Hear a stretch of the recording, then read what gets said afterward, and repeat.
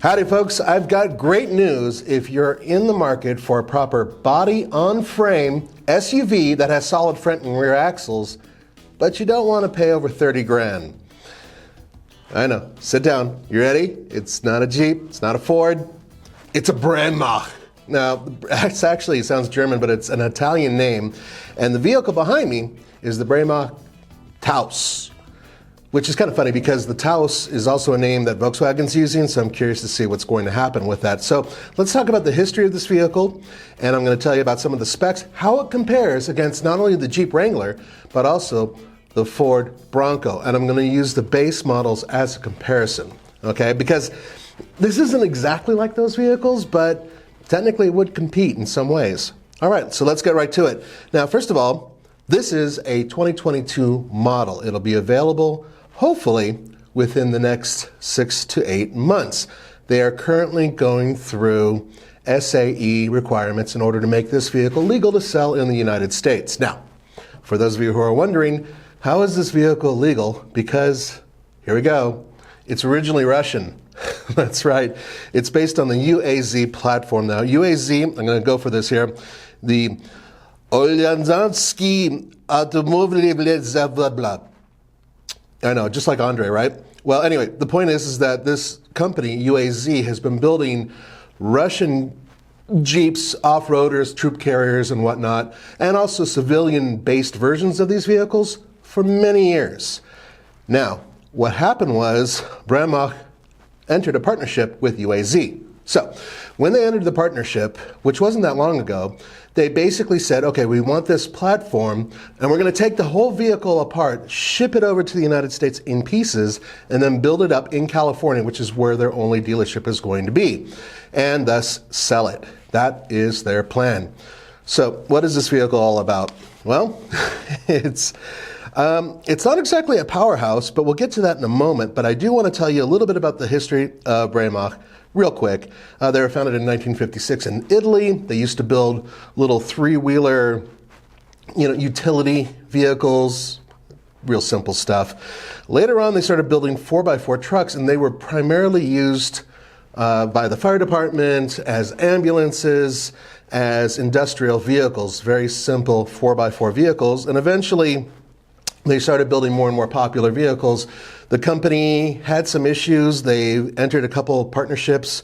And long story short about braemock, who also, frankly, went bankrupt a little while ago, the company that exists in the United States is slightly different than the company that existed over in Europe. So keep that in mind. And the reason why I mention that is because they are building this vehicle in the United States for U.S. customers out of California. And these vehicles will have, you're going to love this, starting price of around $26,000. That's actually really impressive. So this is based on the UAZ Patriot. Now that is a different vehicle mechanically. This one has a GM 6L 56-speed automatic transmission, which actually is built in Europe, but it's a General Motors product. They used to use a 6-speed ZF with a 2-speed transfer case, and that's overseas. I don't know if we're going to be getting that model. The one problem with the website, if you go to their website, is that it's not very thorough, so it's very difficult to figure out exactly what the components are on these vehicles, but more importantly, where the origins are. So we did some research, and we found out that the vehicle has components from all over the world, including Bosch and a couple other German companies, but we'll get to that in just 1 second. So let's talk about what this vehicle is versus the Jeep Wrangler and the Ford Bronco. As I said, I'm using base model versions, 4-doors, just to talk about the basic numbers for you off-roaders out there, because this is for TFL Off-Road. So the Taos has an 8.2-inch ground clearance number, and that I believe is going to the front and rear axles, so it's relatively low, but if you look at the numbers on the other vehicles it goes up against, it's not too low.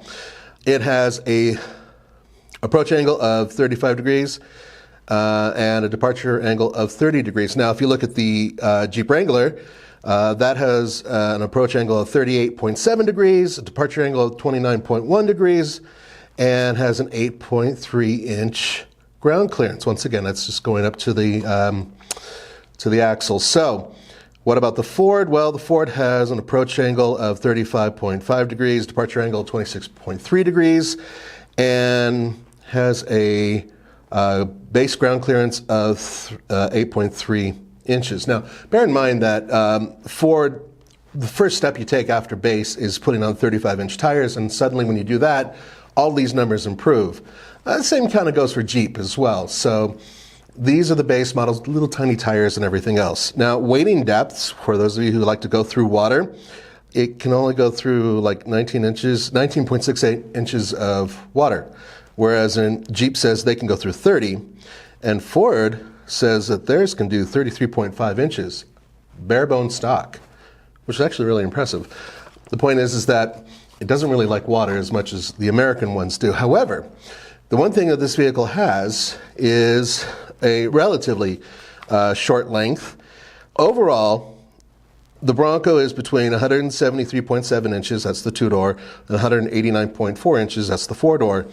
The Jeep is very close to those numbers, but right in between the two is the braemock, which comes in at about 183 inches.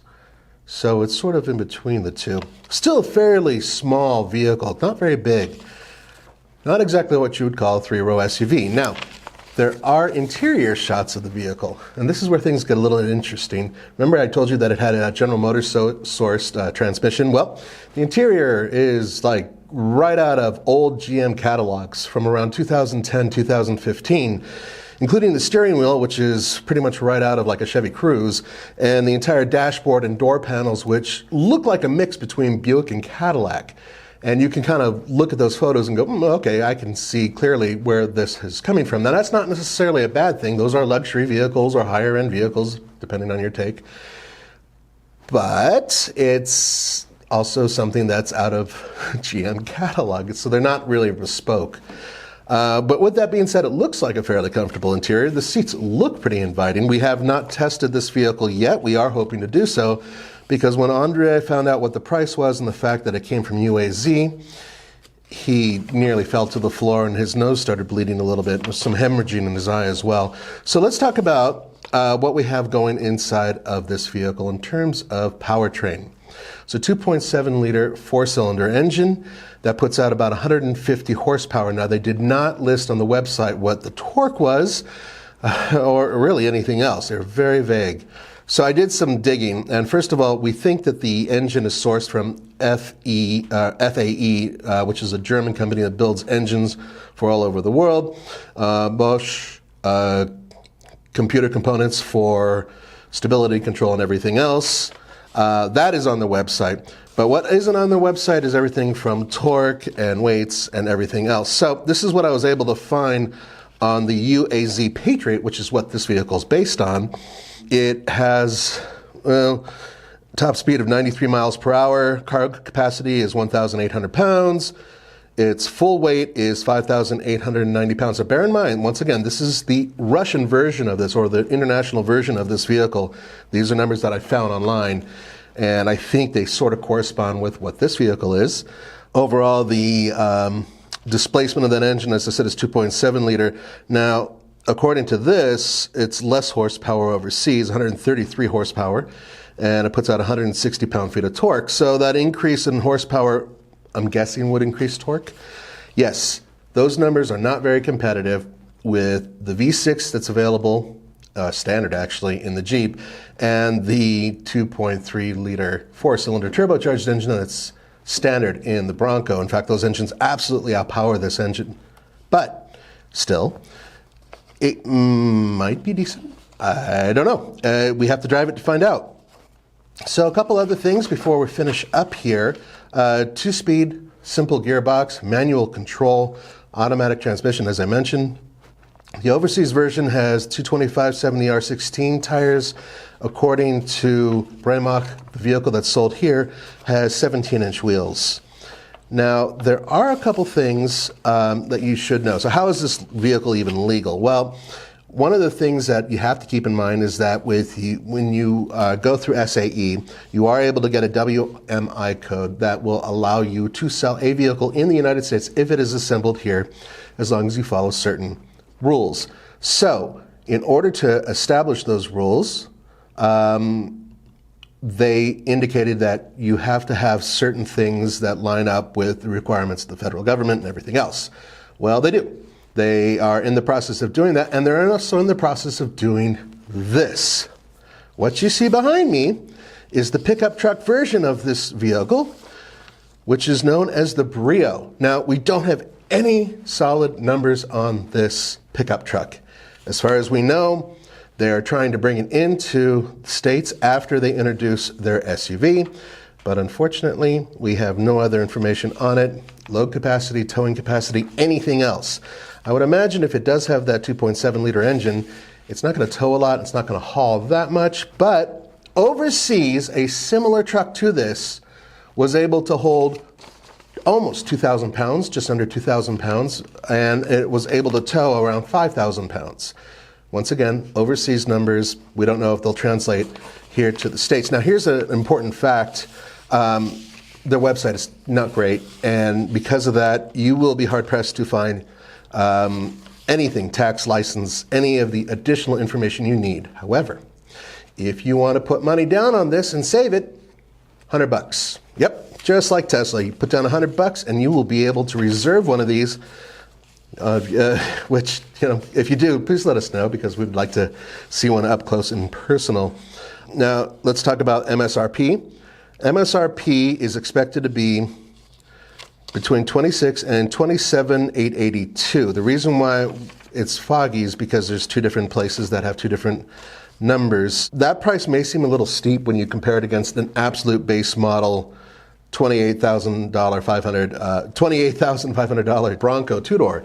But bear in mind that this is a four-door vehicle and it's supposed to be luxury equipped. So that's something to keep in mind. All right, and if you're looking at, the equivalent Jeep, especially a Gladiator compared to this truck, you're talking about 33 and then maybe 31 if you're going for an absolute base model online.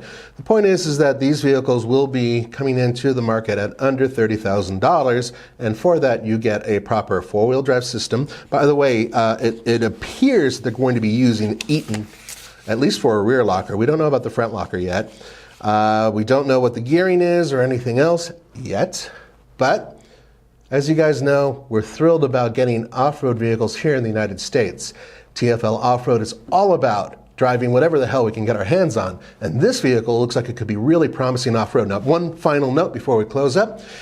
braemock will be doing a lot of online customizations to their trucks. Lift kits, tires, wheels, lights, snorkels, armor, you name it. They'll be doing all of that through their online site. Once they actually come online, as I said before, their website isn't great. It's not easy to follow, and you can't find that information that well, but I assume that once they go closer to production, which should be within the next 6 to 8 months, provided COVID allows it, they will hopefully have a clear indication of where you have to go in order to order this vehicle, in order to equip it, and in order to actually buy it, and what legalities you have to go through. Once again, the company is based in California, and we're really, truly excited about the fact that there's yet another player in this market. So let us know what you think about this interesting 4x4 and the fact that it's coming here to the United States and the fact that it's sourced from a Russian vehicle. I'm curious to get your take on it. For the Fast Lane Off-Road, TFLoffroad.com, this is Nathan. I'll see you next time.